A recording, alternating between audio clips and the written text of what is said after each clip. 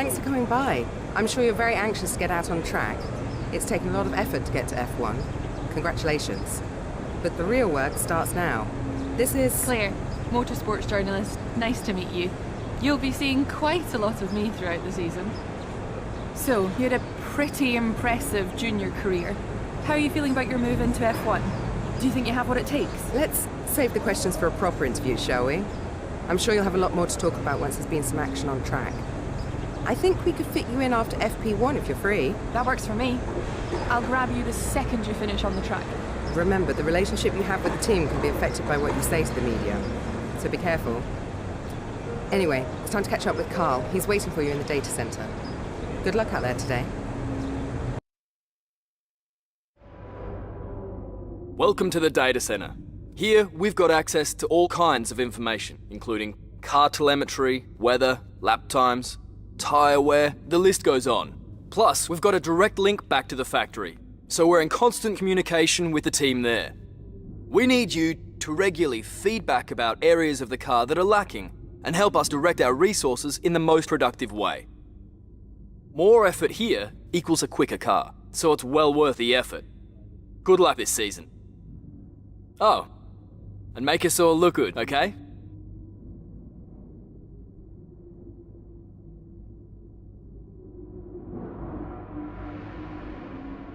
Welcome to your new team. Mclaren are one of the most successful teams in the sport, and they've reinvented themselves over the past few years.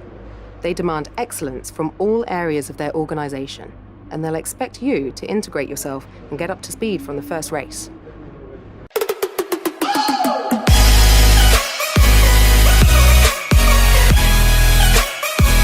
Well, hello everybody and welcome along to the first video of this F1 2018 career mode in a brand new game then. And as you would have seen from the intro, we are going to be taking Mclaren for a whiz through this. Probably, let's be honest, 1 or maybe 2 seasons, but I'll try and do more this year, I promise. It's very unlikely though.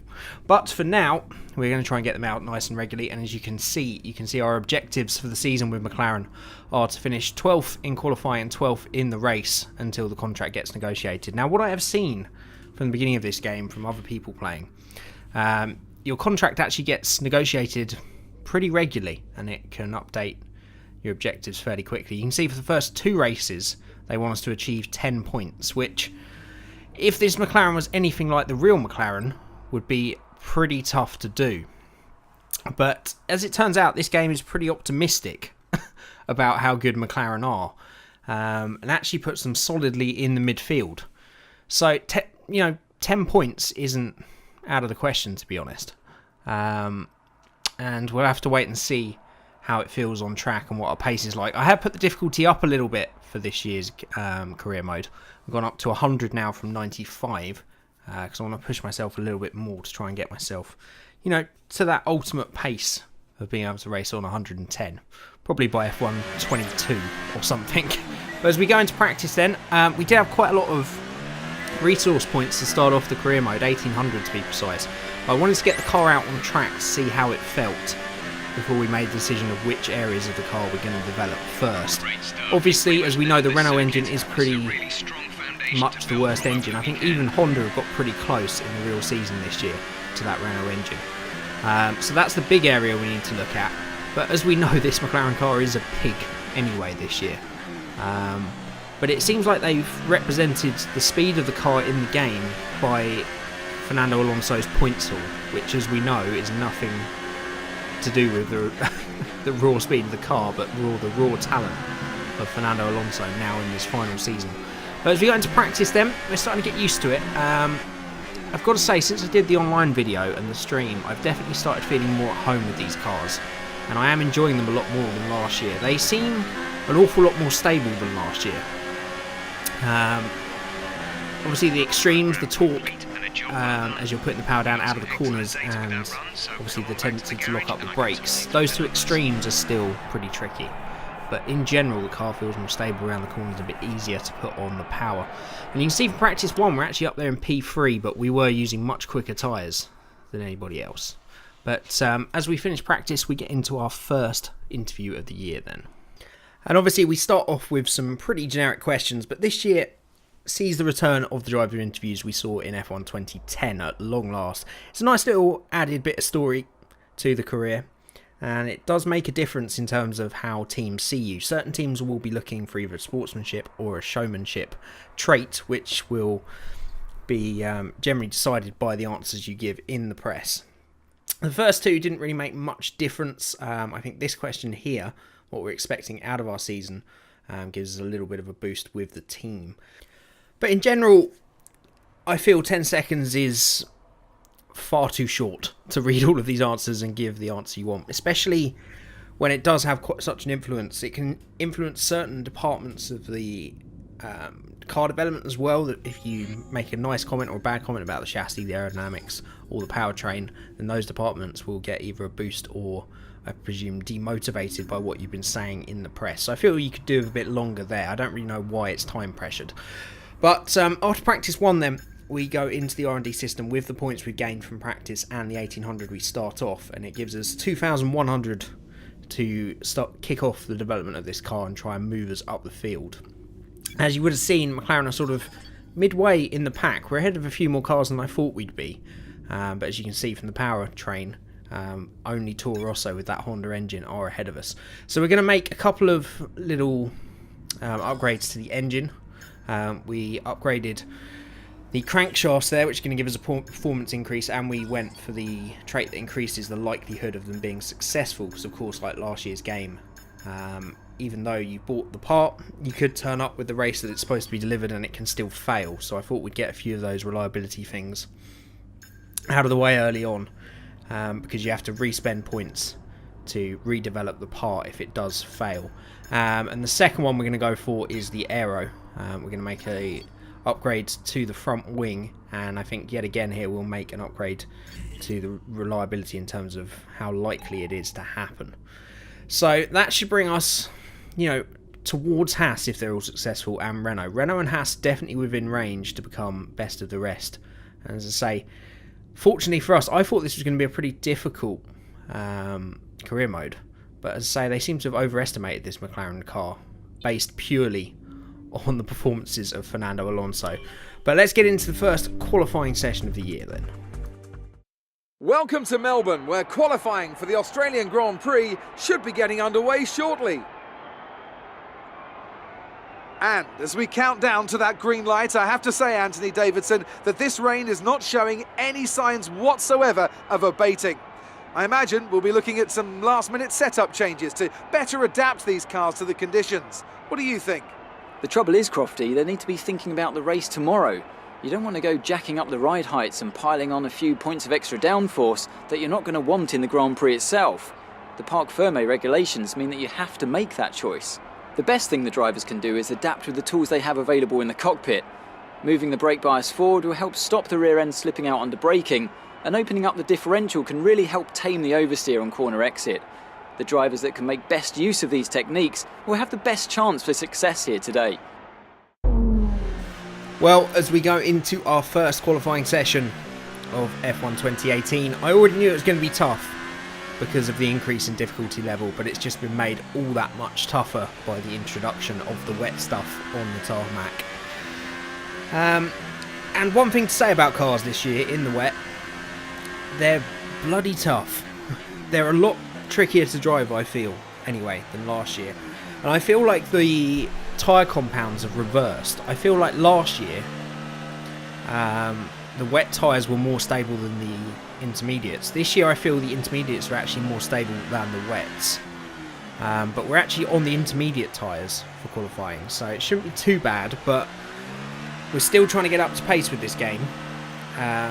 So it's going to be pretty tough. We're doing short qualifying this year, so without further ado, I will let you sit back, relax, and enjoy our quickest lap of qualifying.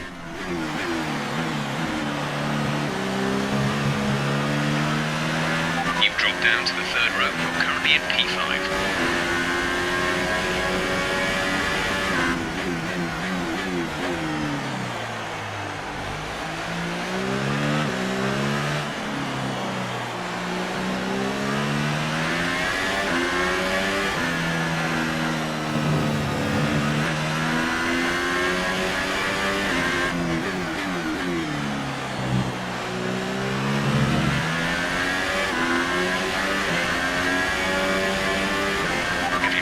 miles in 5 minutes and will be replaced by light rain conditions.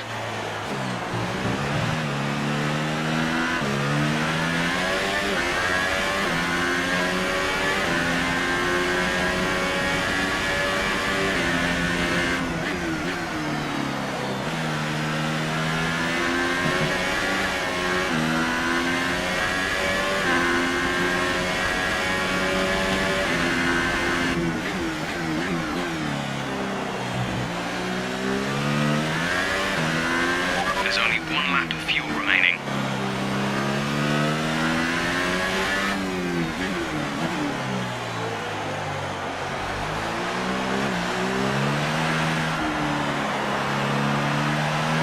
As we come out the final corner then, it's been a pretty pedestrian lap, just trying to tiptoe around. This was literally my first laps in the wet conditions, and it was only good enough for 19th at the time. We did go for another run. As you can see, that only ended in disaster by losing a bit of the front wing.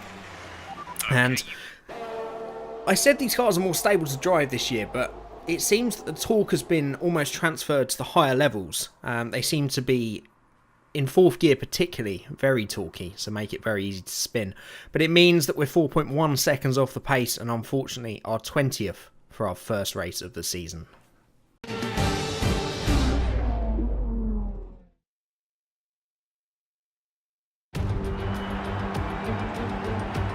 New drivers, new cars and a new Formula One season. But it's the same Albert Park that we've come to know and love for more than 2 decades now that hosts the first round of a 21 race championship, taking us from here in Melbourne, Australia, across the globe before we eventually reach the season finale at Yas Marina circuit in Abu Dhabi. We have plenty of changes to the sport this year with the addition of new safety features, the return of France and Germany in an expanded 21-race calendar, and more tyre compounds than ever before. And of course, we have some big car manufacturers back in the sport too, with Alfa Romeo and Aston Martin returning as title sponsors for Sauber and Red Bull respectively. Joining me to take you through all the action of the 2018 Formula One season is Anthony Davidson. Great to have you with us. Thanks, Crofty. Always happy to be here. I'm looking forward to getting underway. Last year was Mercedes' 4th Constructors' title in a row, although for the first half of the season it was absolutely neck and neck with the Ferraris. Hopefully this year we can see the chasing pack take that final step, as I'd love to see a championship contest all the way up to the final race in Abu Dhabi. Another story to keep an eye on is the relative performance of Mclaren and Toro Rosso, who have exchanged power unit suppliers this year. And given the additional restrictions on engine components, they need to be strong in terms of both performance and reliability. With that then, let's run through the grid order. Lewis Hamilton lines up on pole position, and starting alongside in P2 is Sebastian Vettel. Looking down the rest of the grid we have Verstappen, Bottas, Daniel Ricciardo and Alonso, Raikkonen, Sainz, Magnussen and Roman Grosjean, Gasly, Hartley, Charles Leclerc and Perez, Ericsson, Stroll, Sergei Sirotkin and Ellis, Hulkenberg and Esteban Ocon rounds off the grid. And with preparations almost complete, let's head down to the track. Well, there we have it. My favourite addition to this year's game, by far, is the addition of custom names when they read out the grid order. And thank God they've got my name, Ellis, this year. So much better than a Mclaren driver, which it has been in previous seasons. So, a tiny touch, but a really nice addition, and one that I wouldn't care anywhere near as much of if it didn't have my name. But here we go then, back of the grid. Actually, we've been promoted 2 places to 18th as we get our season underway then. And it's a fairly average start. One thing that you will see and that I have noticed this year is that the AI are much stronger into turn 1 and on the first lap. And as a result, we're only able to get 1 position into turn 1. Of course, we're being pretty cautious. This is supposed to be our debut in Formula 1 after all.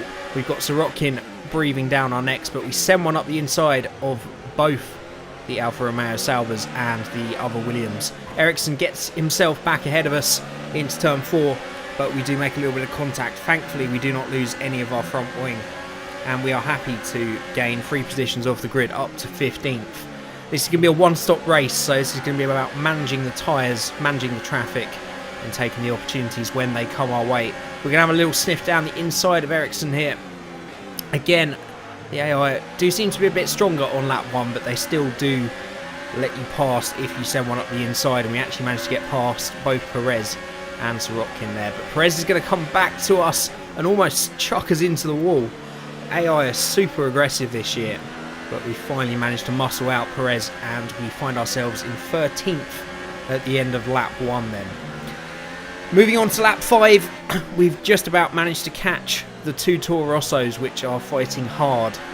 This inter-team battle is going to be fascinating this season, I'm sure. We finally get into DRS range, but this Renault engine, even against the Hondas, doesn't seem to stack up. Of course, we've got to manage the ERS this year as well, which I'm finding pretty tricky to find the right way to use it. Do you use it all in one go for one super lap, or do you leave it on sort of medium or high and let it slowly discharge? The jury's still out on that one. But this is going to be tricky. As I say, the AI is super aggressive this year, and they do not just wave you past as in previous iterations of the F1 game. But finally, we get a good run through turn 1. We're going to have a second burst of DRS on Brendan Hartley down into turn 3. Getting closer as we send one up the inside, and he's just going to turn in on us. It's a fine line between aggressive AI and downright violent. I mean, in that case, we were late on the brakes for sure, but Hartley did not react to our move at all and just took his normal line for turn 3. And that's going to put us at a disadvantage here.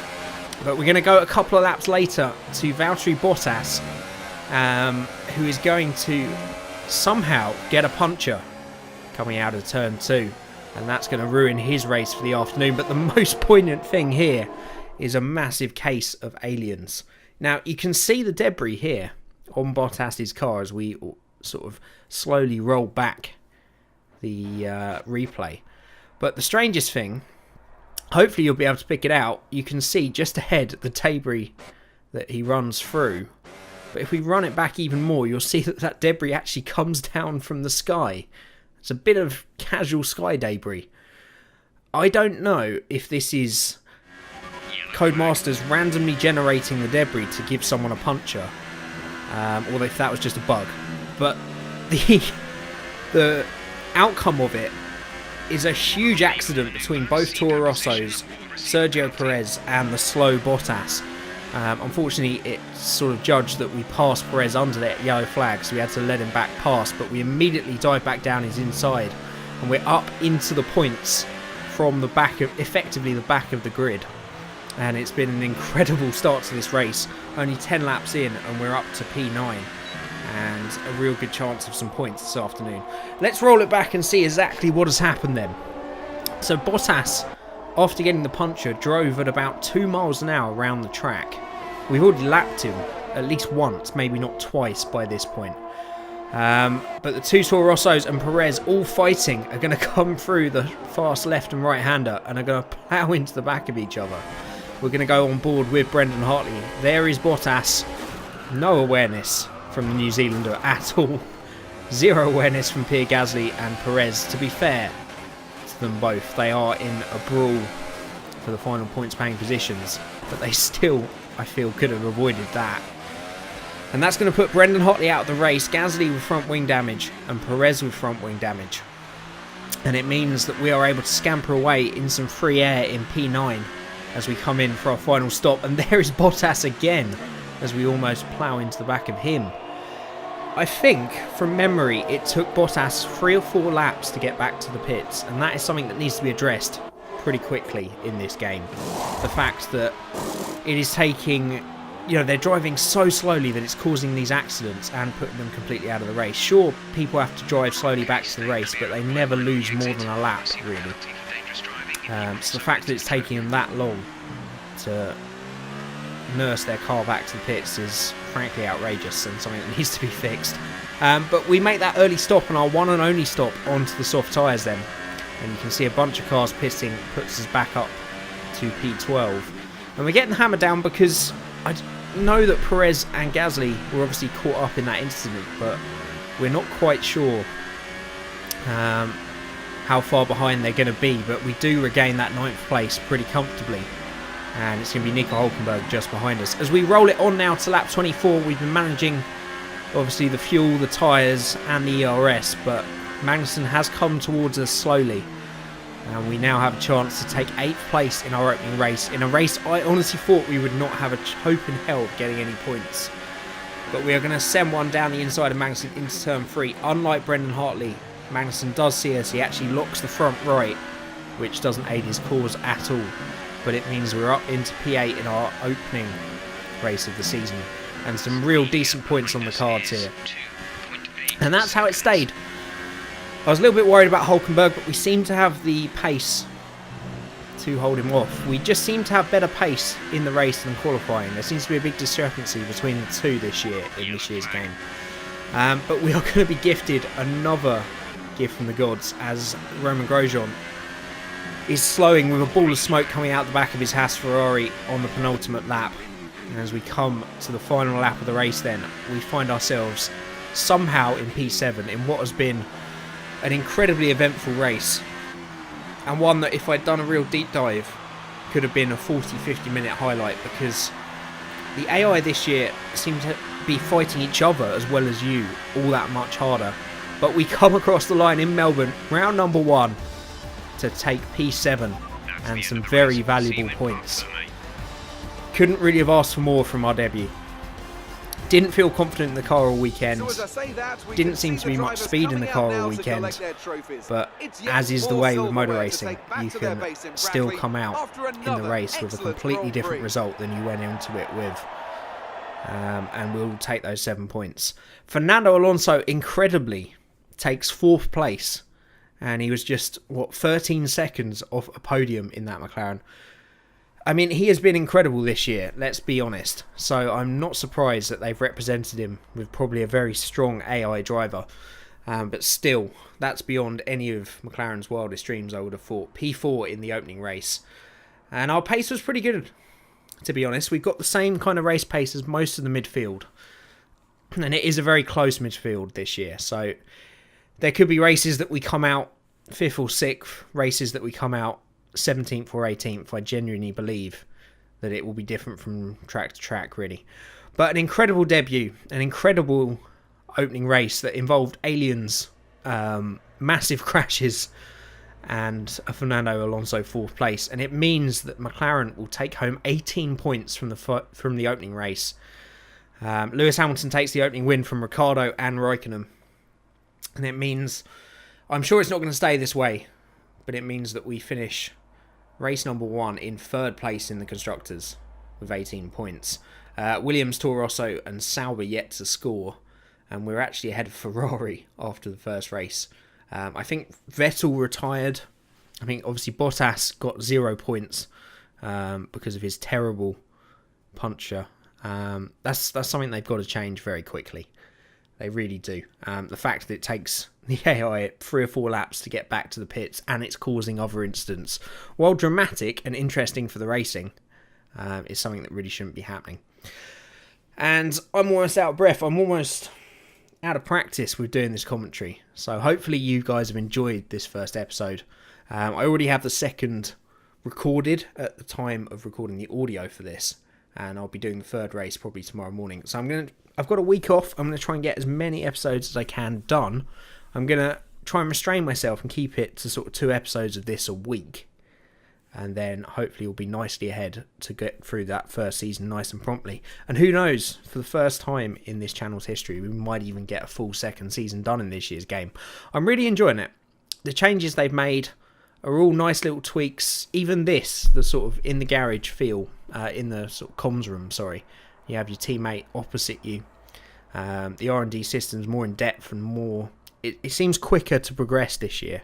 And also every tech tree is also specific to each team. So there's a lot going for it. And of course the teams... I really want to do 2 seasons because the teams change if there's a rule change. And I think that's random. It could be the 2nd season, the 3rd, the 4th, or all of them. Which will really shake up the order and make for some interesting racing and some interesting videos. So I hope you guys have enjoyed it. If you do, don't forget that like button. Do subscribe if you're new to the channel. And don't worry, Motorsport Manager as well, for you fans of that, will be back this week as well, as we get back into the swing of recording videos. And I'm so glad that this game is so good and I'm enjoying it so far, because it means we'll get plenty more content to come. So as always, thank you everybody. Thank you for bearing with me during the off period, the little break I took from the channel. But hopefully you guys will be back and engaged and enjoying the content that is to come. So as always, thank you so much for watching, and I'll see you again next time.